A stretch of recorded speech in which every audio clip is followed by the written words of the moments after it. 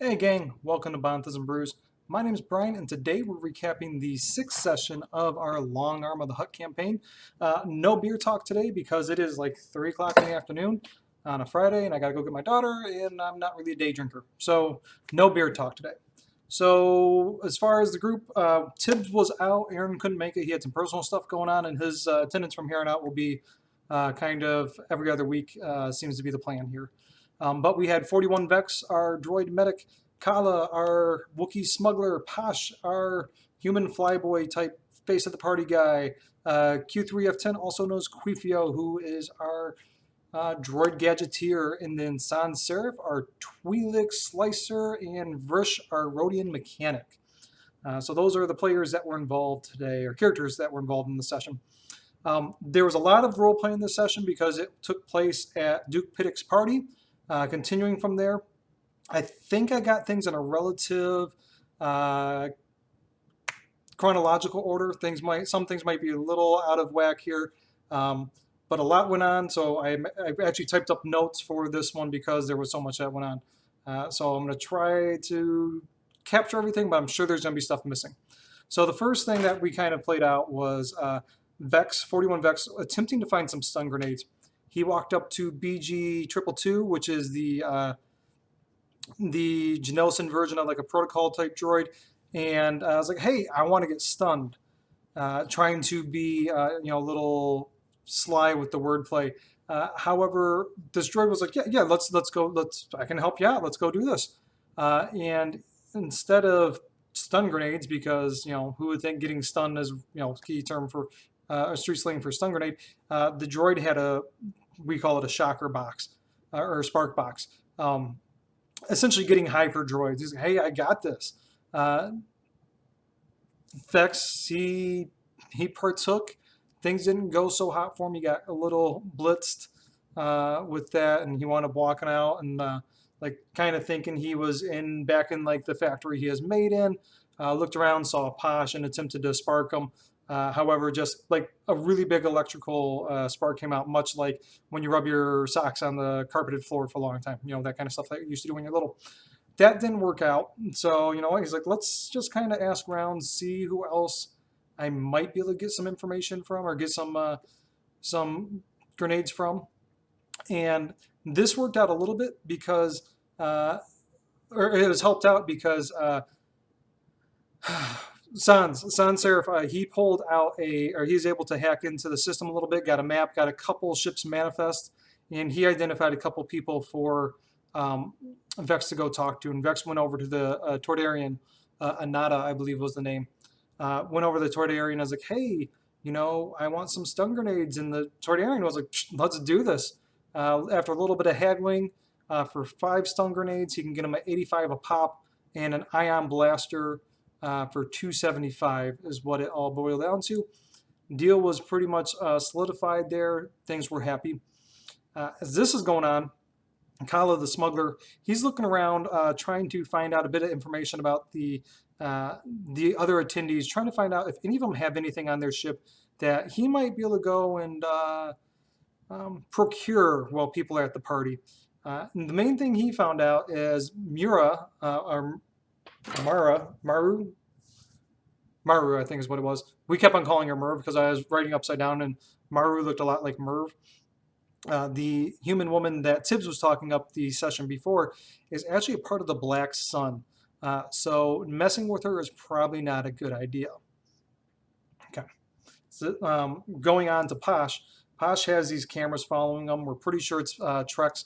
And so he goes over and he finds a group of empty cups that the servers were kind of stacking up before taking them out.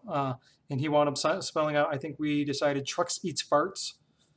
Spelled that out in the empty cups and went along his way. As he did that, the camera stayed right there for a minute.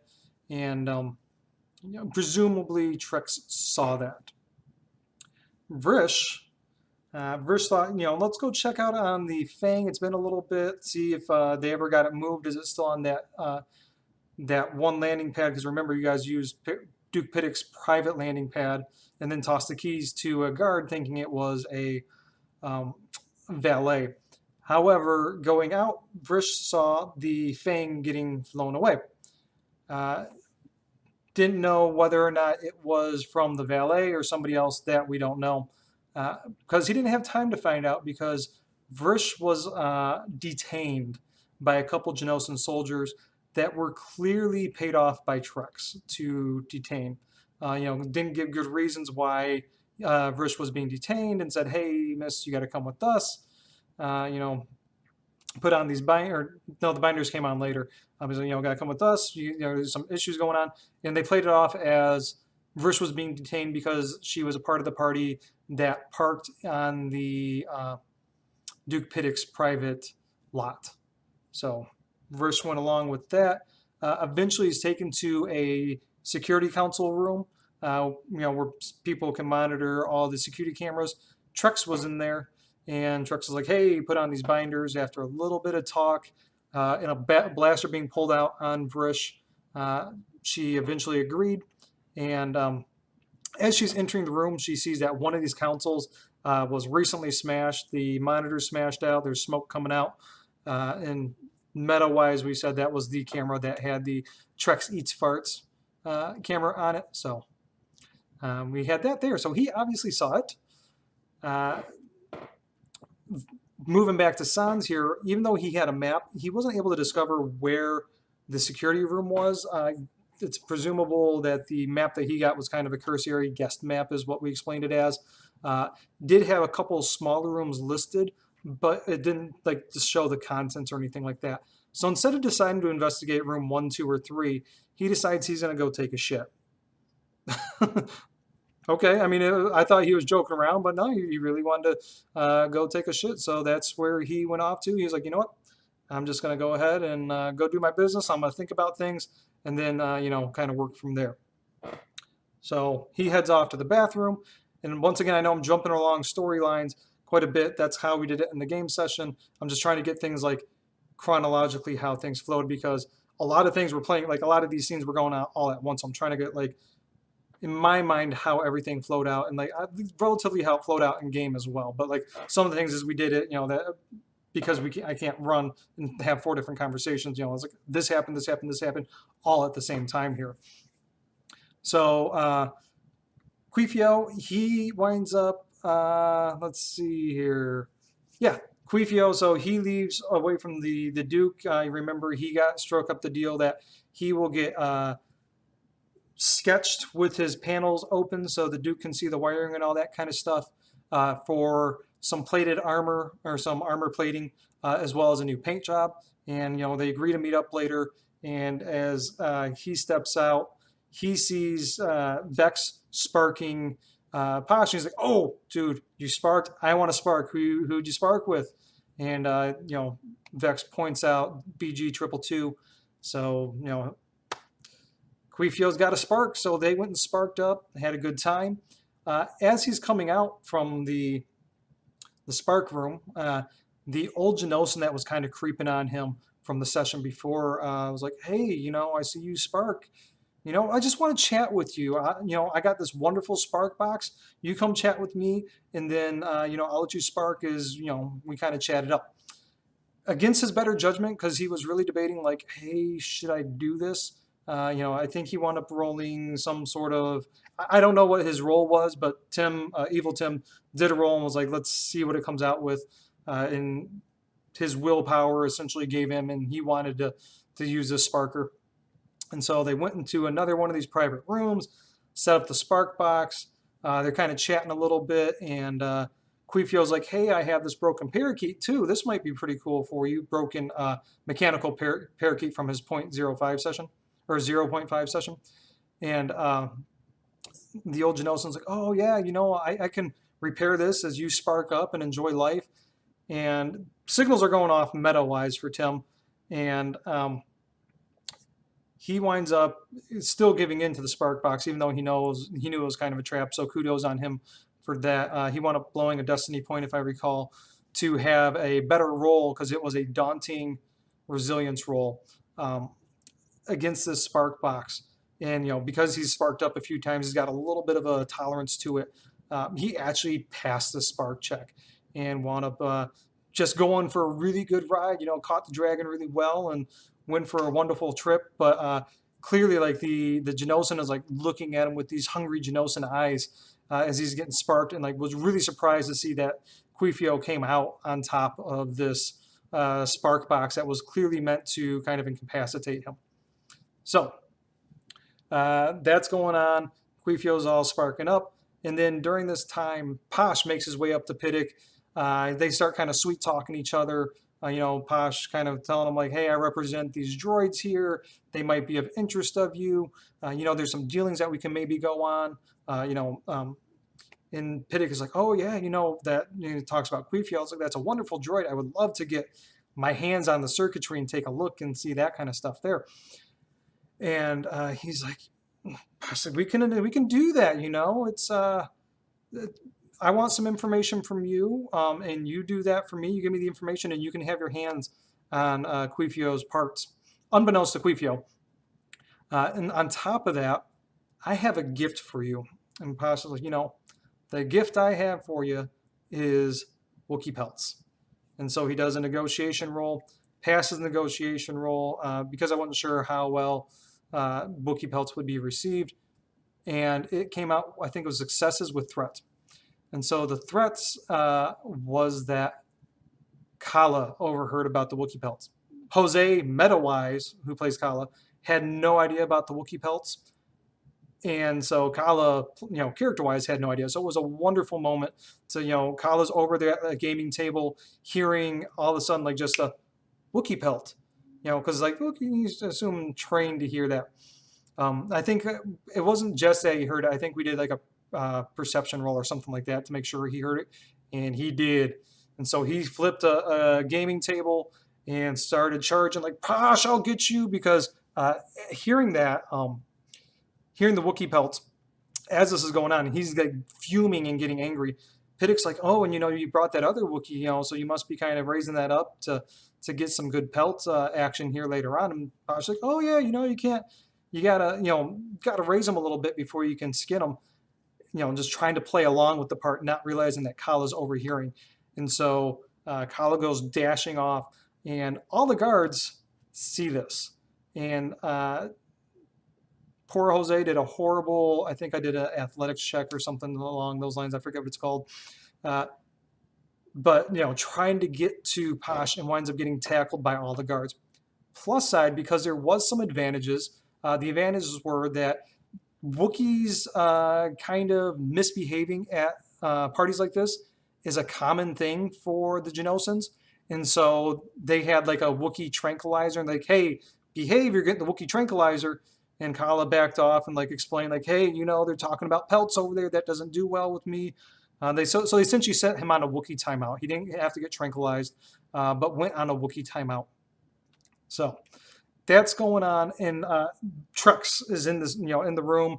Vrish is behind him, like sat in the corner with some binders on. And Trux sees this. Oh, this is a great moment to capitalize. There's some distractions going on here. I'm going to see if I can get in on Posh and try to make something happen. So he leaves the room, leaving Vrish by himself or by herself. And so Vrish Trux left the room due to a flip of the destiny point, and then using the utility belt talent, which says, hey, I have this, with the flip of destiny point. Wound up having a lockpick, did a wonderful check to pick the binders and skated out. Sadly, Trux didn't, I shouldn't say sadly, great for the party, sadly for Trux, didn't get to the party because as Trux was heading out, another Genosin, just another group of Genosin soldiers were sitting there talking and saying like, oh, we have this Twi'lek for you. Cut to the shitter. This is the shitter incident, I guess, kind of took place a little bit beforehand. So here's where I got a little bit of chronological. So Sans, he's in the bathroom, and a couple Genosin guards come up, knock on the door. He's like, hey, I'm busy, come back. And, there's some talking going on. He's like, oh, this is him. I see the shoes, pointing to, seeing a big Genosin claw come out underneath the door and whatnot. And like, you're going to have to come with us. And they open up the door while he's sitting on the toilet there. and he bluffs his way out of it. He's like, no, dude, I'm not the Genos or not the Twi'lek you're looking for. Look, my Laku don't even match that. And to the Genosans, all the Twi'lek look alike, apparently, and he wound up passing the check. So they wound up leaving, finding another Twi'lek at the party, because I said there was only one other Twi'lek that was male, and grabbed him. And so as the Genosan guards are taking the other Twi'lek, the wrong Twi'lek, to Trex, Sans is like, you know what? I'm heading out to the main, what's it called? Main landing pad. So he's heading out to the main landing pad. Trex got distracted by the wrong Twi'lek being brought to him. So he was, the party was able to kind of skate by with not having to worry about Trex there. We don't know what's going on with Trex, but that was the last we saw of Trex. We'll have to deal with Trex another day. Going on from there, let me see here where I'm at on my notes, because I kind of started free balling this. Oh yeah, so shortly after this whole interruption with the Kala and Posh and that kind of stuff there, Q3, he's still sparked up, enjoying a good time, but the old Genosans really getting upset that Quifio's withstanding this. And so eventually he's like, you know, is this meant to stun me or something like this? You know, this isn't quite right. I mean, I'm enjoying it, but, you know, it's set a little high. And the Genosan, like, catches on that Quifio's catching on. He grabs the robot parakeet that he's been working on and starts bolting. Unlike normal Evil Tim behavior, because he likes to play very chaotic characters tending towards the evil side, he shouted, and this is another wonderful play by Tim, because if we remember, the droids had restraining bolts to prevent violent activities unless overridden in this situation here in the party. And so he's shouting out to the guards, thief, thief, and like pointing towards the old Genosan. They wind up tackling the old Genosan, and turns out that the old Genosan is actually the Duke's kind of addle-minded grandfather, and was like, oh, I apologize, you know, it's a good thing the Sparker box didn't knock you out here, because he has a real fetish with dismembering or dismantling unique droids and kind of, you know, trying to make his own conglomeration or configurations with them. So they're going to have to pull off his wings, is what Duke Piddock said. You know, xenology, I don't know if this is true or not, but we said canonically Genosan's wings grow back. So like this guy's presumably had his wings pulled off multiple times. He's like, oh no, they just grew back. Don't do that. So that was fun. But you know, from there, I apologize, my chair is a little squeaky. Q3, Quifio, and Piddock, they go up to Piddock's penthouse, start getting their drawing session on, and Piddock's like, okay, you know, I did my drawing session, so now I'm ready to get into those wires. And Quifio had no idea about the I'll let you explore the wiring deal that Posh got lined up there. But he went along with it. So as long as he put everything back the way it was. And so Piddock, you know, brought in a camera crew, and, you know, I think we said there's Huey Lewis in the news playing as he's doing this. Yeah, a lot of kind of American Psycho-esque stuff going on there. But things are good there. Meanwhile, Sans, Vex, Kala, Vrish, they're all outside because some of the folks went outside to follow the Tordarian, Vex and Kala, to complete the deal, and they saw Sans and Vrish saw them and kind of met up with them, and they head to Anada's ship, and things are going well. The deal's about to conclude when a couple of the people in the crew notice that the people that are delivering the goods to the group are slaves, you know, younger children slaves, like 10 or so, I think 10 years old is what we said. And the group didn't like this. Kala, one of his motivations is, you know, freedom for slaves and that kind of stuff there. And so they're like, hey, this isn't cool. How much for the slaves? Their slave debt was really high. I think it was 10,000 credits is what I said it as. And it's not so much they're doing, it's what their parents did. So as Kala's kind of looking these over, he notices some markings of the Crimson Dawn, and that's another group syndicate that you probably don't want to mess with. And eventually, you guys are like, hey, let me give them some free medical care, and Anada's like, no, dude, they're slaves, whatever. They die a dozen. Yeah, they got a big slave debt, but you know what? If they die, whatever. And eventually it got so tense that the deal was called off. So Vex still stun grenadeless. So that's where we wrapped up with that group there. Finishing up here, because I know I'm going pretty long here. Posh. Posh winds up going out to the Duke's private parking landing pad. Finds out, hey, the ship's gone. Because remember, Vrish never got a chance to meet back up with Posh. And he's like, hey, where's my ship? Talking to the guard there. He's like, oh, somebody already came and grabbed it. And he's asking to explain what it looks like, or what the person looked like. He's like, I don't know, tall, wore a mask.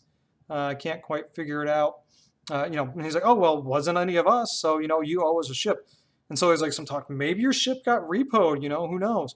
And as Vrish is looking around, or not Vrish, Posh is looking around, he noticed that there's actually a small pile of insect parts on the ground.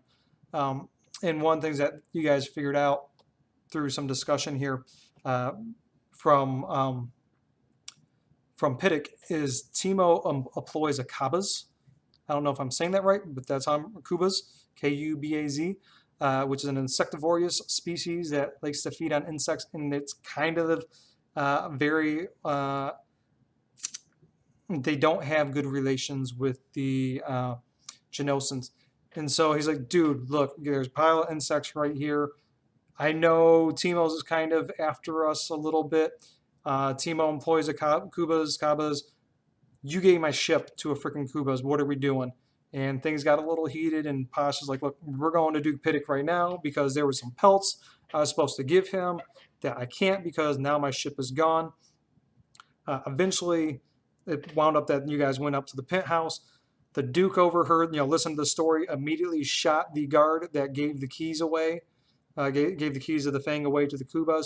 And he's like, look, my people made a mistake. I will give you one of our Genosan cruisers for the meantime until we can get the ship back. He also gave 3 stun grenades because that's what Posh asked for. And I feel like he installed a mod as well on Posh's gun. I don't recall what that was, though. That's where we left off, though. A lot of role play, a lot of fun stories. I'm really glad, though, to bring people together again to be able to do, maybe 2 stories bouncing back and forth versus everybody doing their own different thing. Because, as Jose said, it was a lot of play your turn and then listen for a long time. I tried to balance, give everybody, a couple minutes each before bouncing around, and making sure that not everybody, everybody had a story rolling at some point there. So had a lot of fun with it. Definitely took some of the characters that you're supposed to meet, some of the NPCs that you're meeting, in a different direction than what was in the book. But story-wise, I think it worked out better for everybody. Looking forward to picking up next week as we go and meet with presumably Duke Dimmock. Your idea is that you guys are going to try to discredit him for Duke Piddick. But you also need to break off the Timo deal with him. So we'll see how that goes. I'm going to go enjoy my Friday, probably go pick up my daughter because it's about that time. Talk to you later, guys. Bye.